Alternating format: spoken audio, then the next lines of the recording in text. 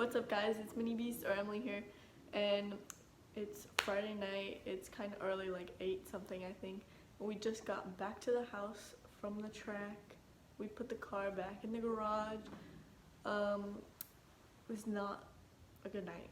I made 2 passes before the rain took over, but both the passes were bad. I didn't do very well, but at least I got to make passes, and I got some GoPro footage for the first time. You guys will be seeing that in this video.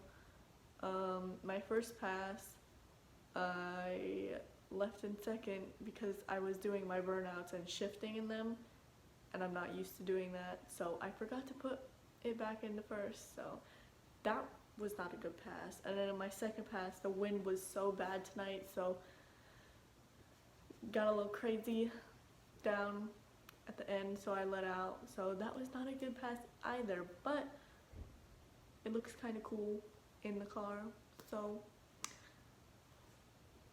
I hope you guys enjoy.